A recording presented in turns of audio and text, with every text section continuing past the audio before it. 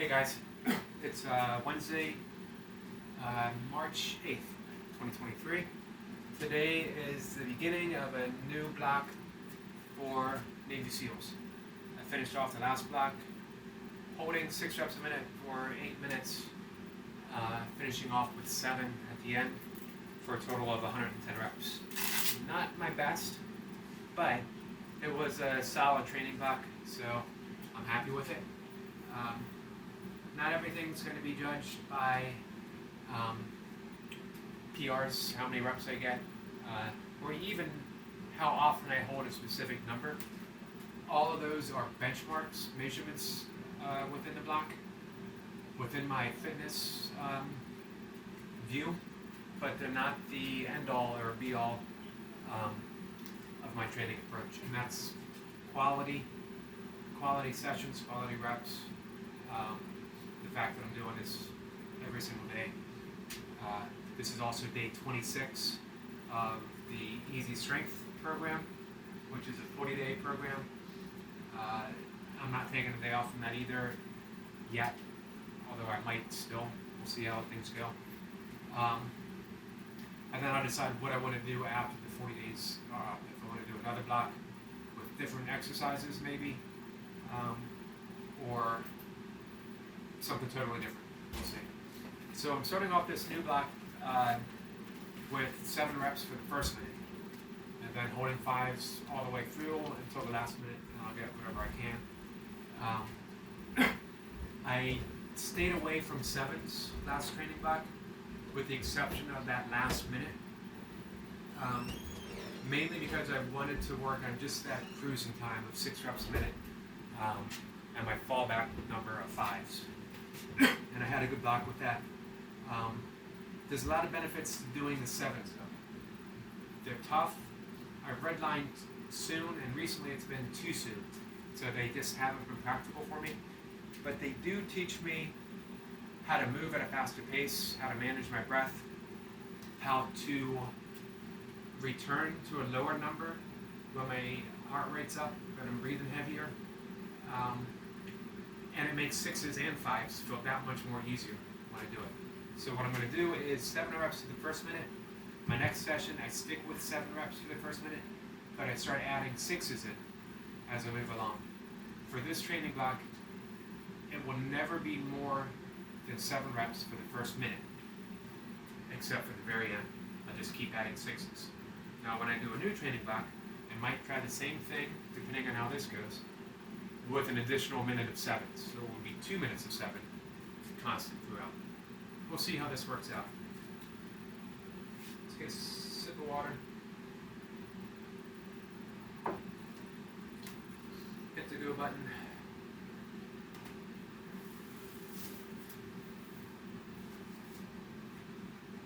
My left shoulder is a little tweaked, as is my back, and has been for about a week now. Slowly feeling a little bit better, but still an issue. It feels better when I move.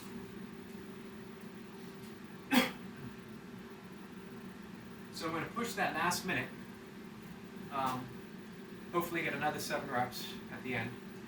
And what I want to do is tack on a couple X after my 20-minute session is over, so that I can work on catching my breath while still getting some reps in. So I'll continue for at least another minute, at least another 3 to 5 reps. Get ready. Here we go.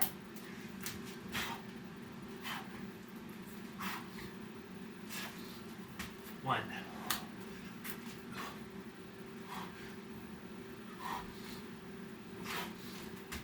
2.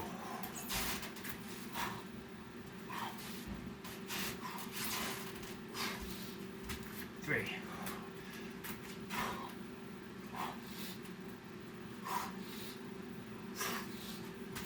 4.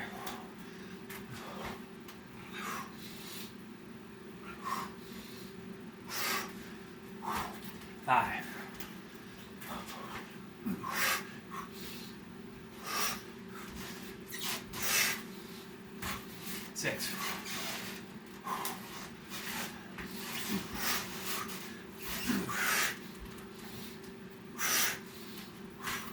7,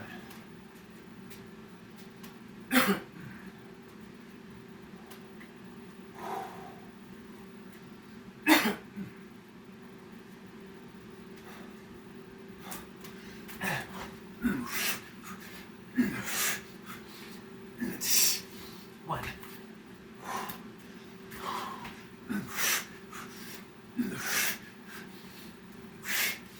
2.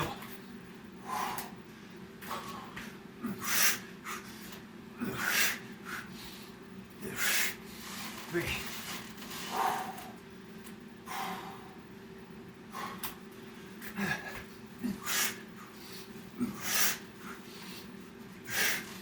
4.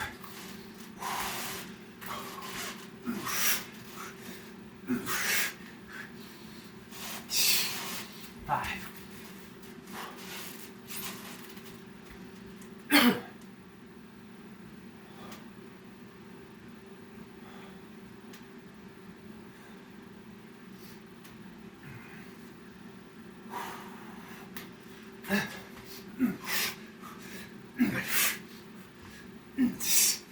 1.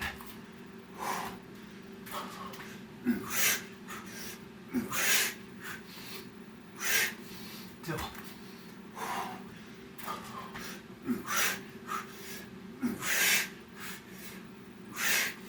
3.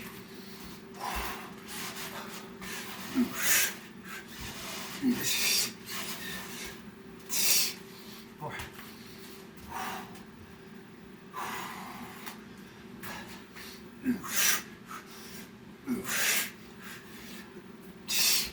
5.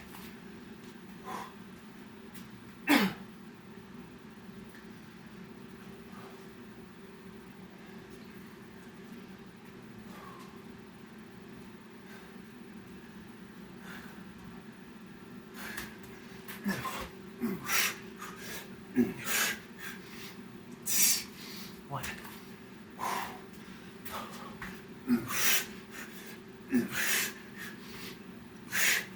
2.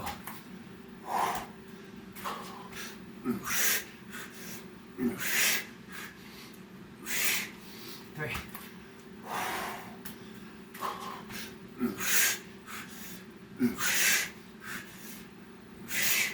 4. 5. 1. 2. 3. 4.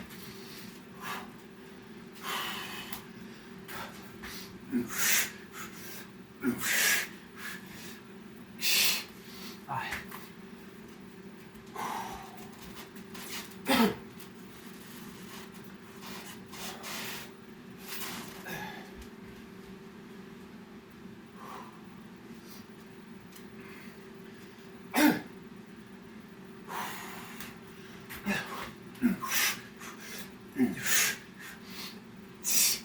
1.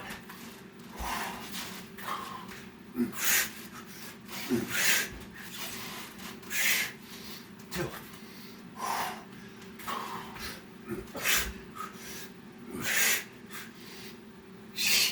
3.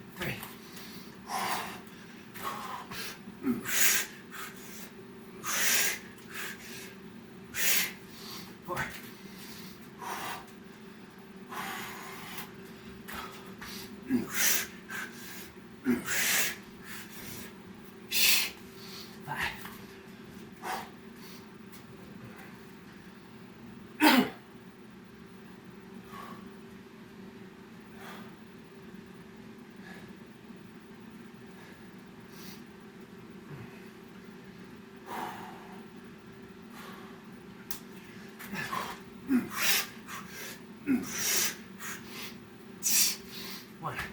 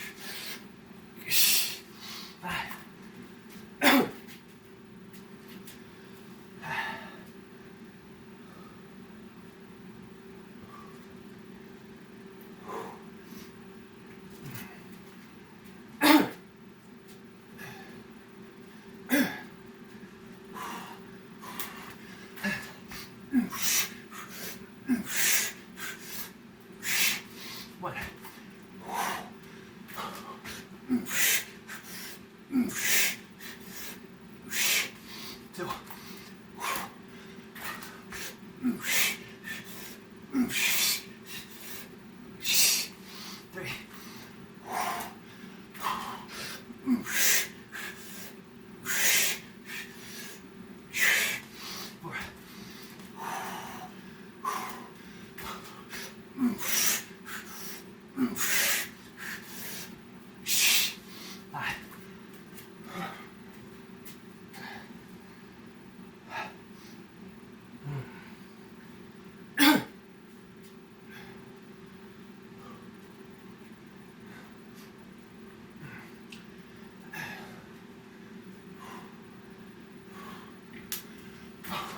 One. One.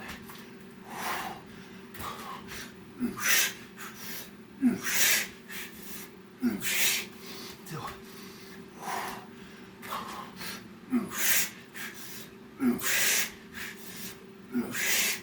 Three.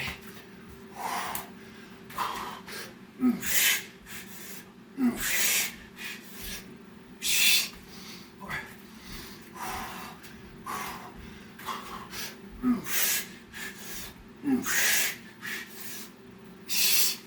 Five.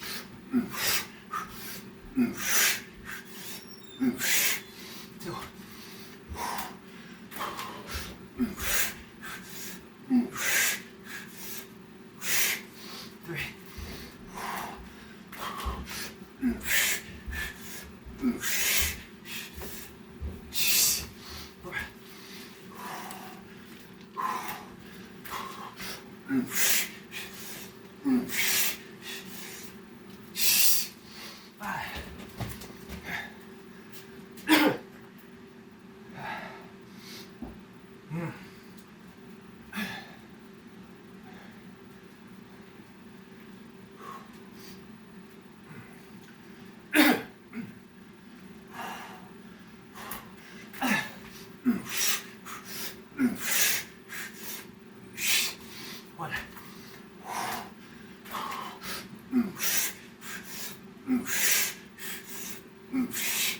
Two.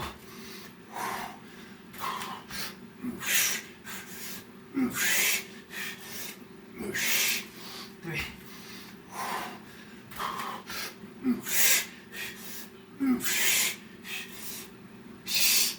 Four.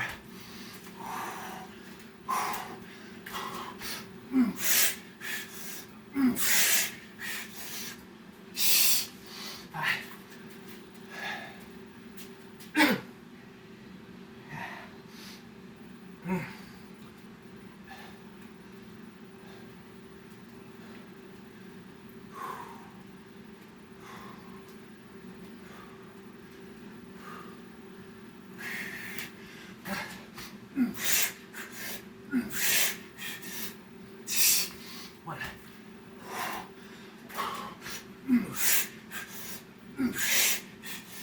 One.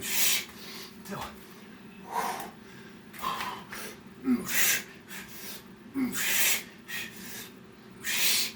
Three.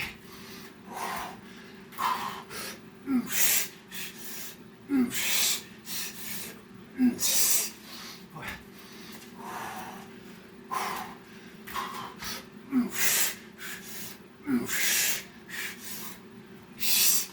Five.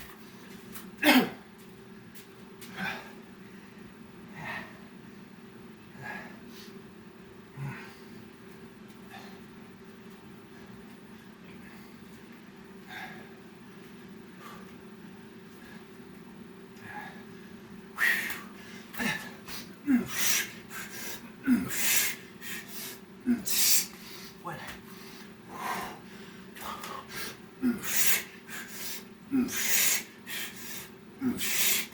Two.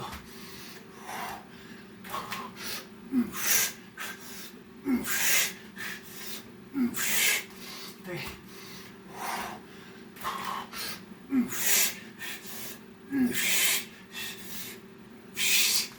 Four.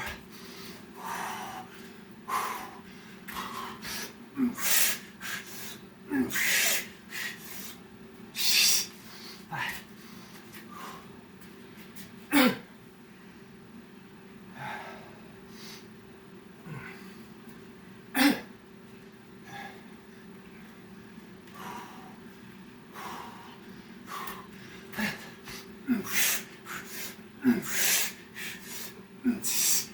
One.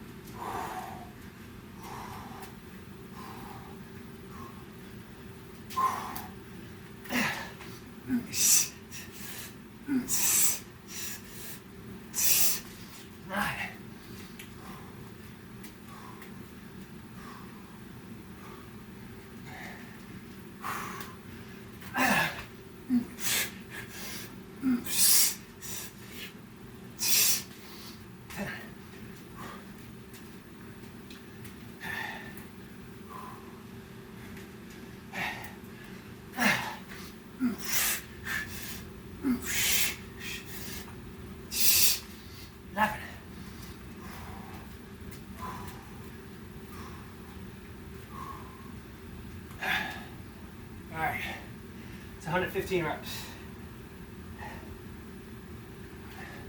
However long it took.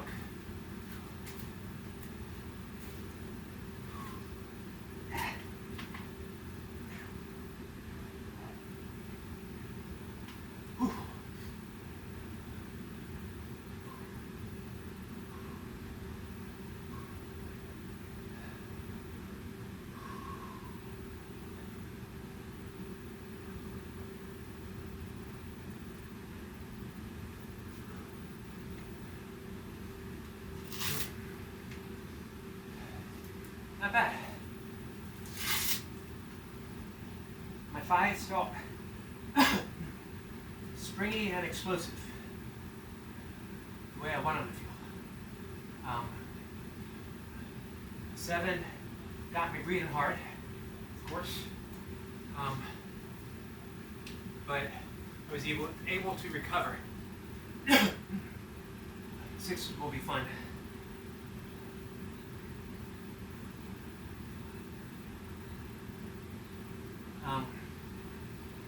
We'll see how many 6s I can add on. I'll be happy to make it to the end of a 5-minute block, 7 and 6s. That'll be fine.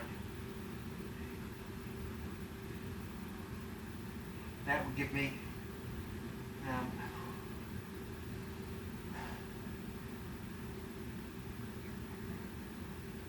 in 6 and 20 with whatever I can add on to the end. I think. Yeah.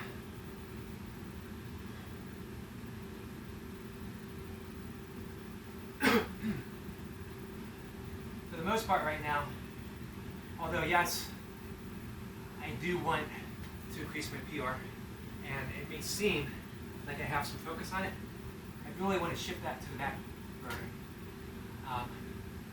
for the sake of accumulating reps. Now that's going to reflect on a higher PR, but the goal, the aim, is having sets like this across the board, feeling good, feeling explosive, getting in the reps, being able to continue if I choose to continue. That's the big focus right there. If I get that, my PR will go up. For me, too much emphasis on shooting for the PR misses the journey, misses the point of what I'm doing. So I like having that as a benchmark, but I don't like having it become a distinct priority in what I do.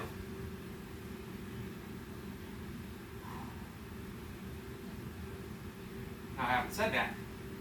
You're certainly going to see me get up and do a happy dance when I hit 115. When I hit 120, it's going to be a full-blown jig all the way across the floor. So don't get me wrong. I want that PR. I want all the PRs. But I hold it loosely. It's just a figure. It's just a number in my head. Overall, no big deal. If the rest of my life, all I ever did was sets like I did today and never got another PR, I'd be completely happy. Because this set, I pushed hard, I was breathing hard, I could feel my muscles fatigue, I could feel my chest and shoulders and triceps getting a good pump. I could feel my core working, I could feel my legs working, my glutes working. What more do I want? You know? Feeling alive is much greater than a PR. And the two aren't mutually exclusive. But if I focus too much on the PR, I miss that feeling of aliveness as I'm doing it, because my focus is just slightly shifted. My attention is on a number and not my heart rate and not my breathing and not the pump. I can refer everyone back to Arnold Schwarzenegger's famous quote. I don't remember if it was on the Tonight Show or it might have been on Merv Griffin, where he said, the pump is a better feeling than orgasm. I think he said coming, it's better than coming. I don't know if people still say that or not. But yeah, better than an orgasm. I don't necessarily agree with that. However, there's a lot to be said for getting a good pump. Alright, I have pull-ups. I'm going to do one set of dips today. I think I'm going to do one set of chins, one set of pull-ups, however many I get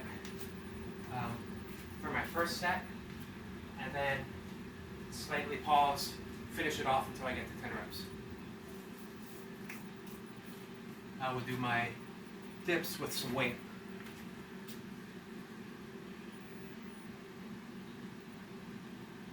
You know what? Let's see how close to 10 I can get with 5 pounds. This is inspired by Gus Gainsborough. Check him out.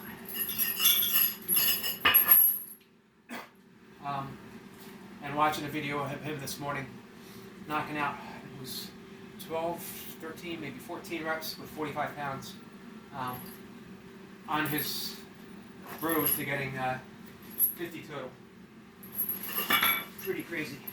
And here I am with the measly 5 pounds, shooting for 10. Now my last set of higher reps on these, I believe I tapped out at 8, shook my hands out, popped back up, and got another 2. So adding 5 pounds is probably a little ambitious. However, you get what you get.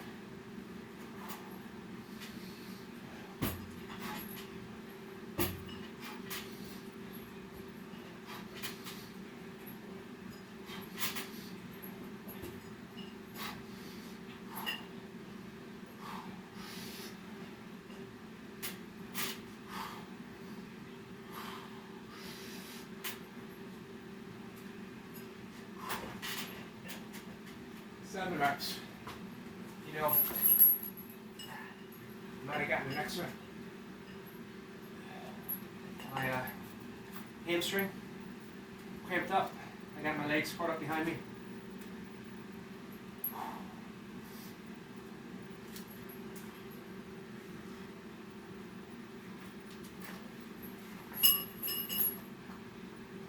I need to do a little bit of foam rolling.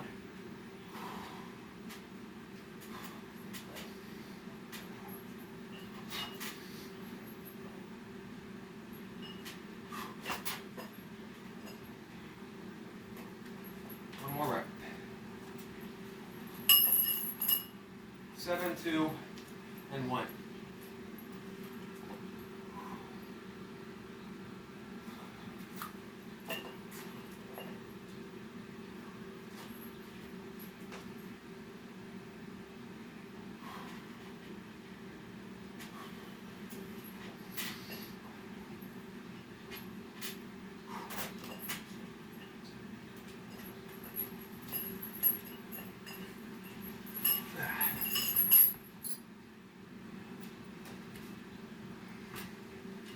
Man, there's nothing worse than a hamstring cramp mid-set. Not a pull, just a massive cramp. Okay, I'll take 7 reps for 5.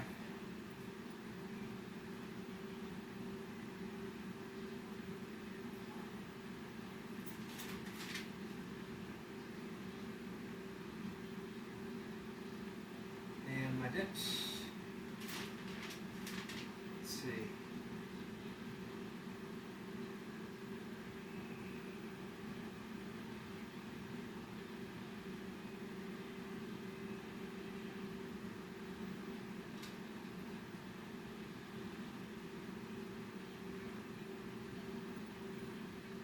That's a good question, what I should do.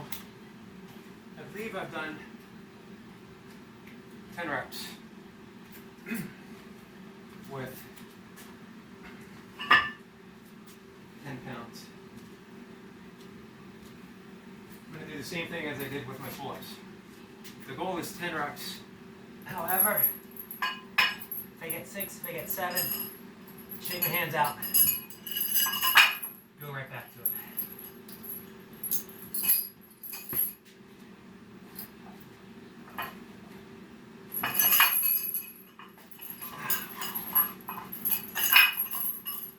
Might be ambitious for 10.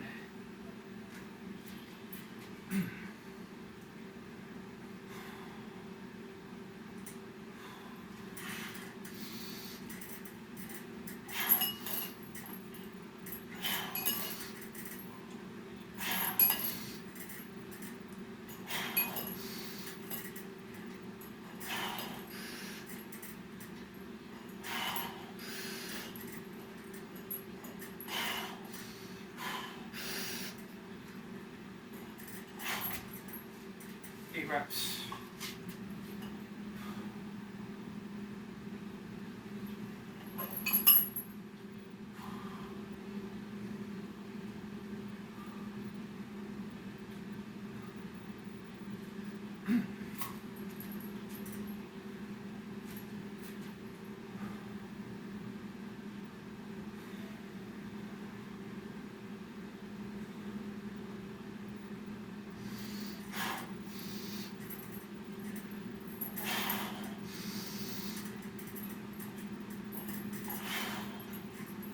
Alright, 10 total. If you remember the basic rule of easy strength,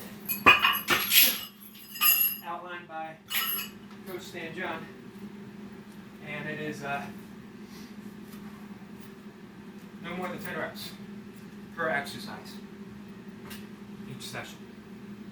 So sticking with that.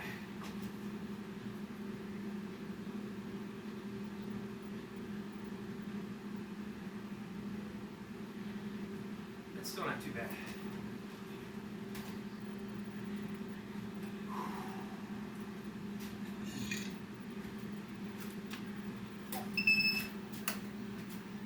Get this out of the way.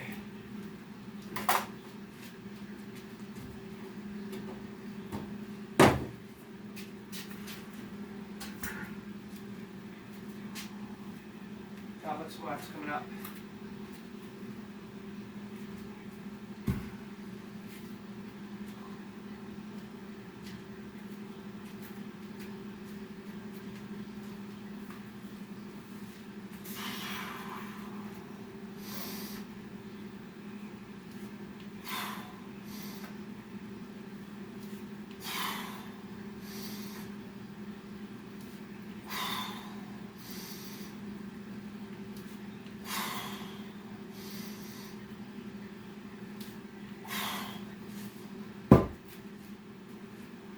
Kilogram, 5 reps.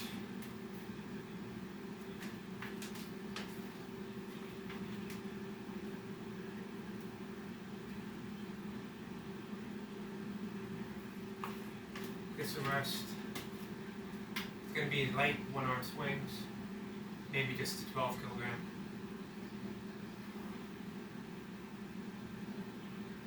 Cramp in my hamstring might tell me I'm a little dehydrated. Drink some water. I might be a little shy on some essential minerals, so I'll increase the greens that I eat today. Add in a little extra spinach. Increase my iron content. Greens are essential to health. Just the minerals, the vitamins. Greens are high in protein. Especially kale, spinach, high in potassium, high in, again, iron. And they're hydrating.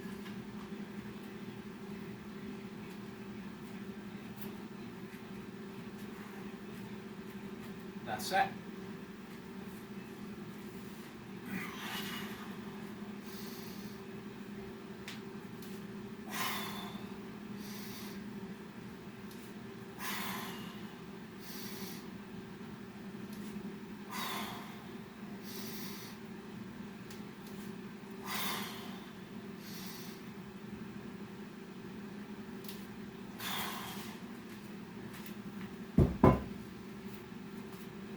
So yesterday I did my one-arm swings with a 16. It felt pretty good. I could probably do that again today. However, I'm going to take it a little easy.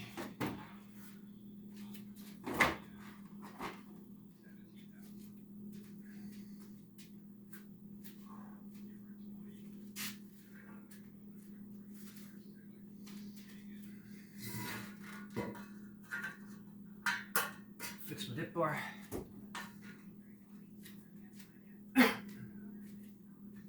Easy 10 to 10.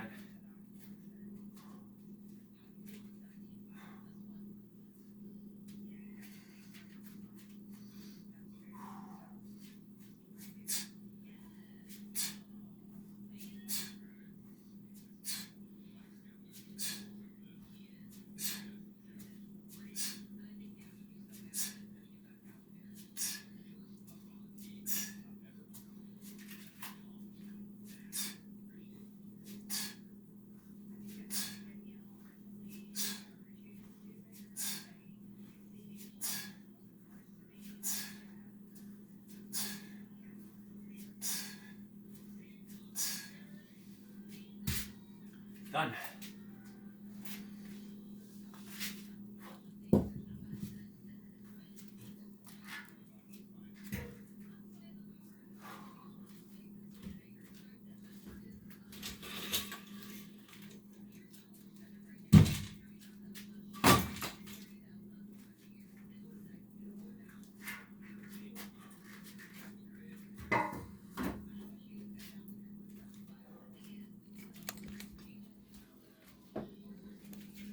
So we were talking about greens.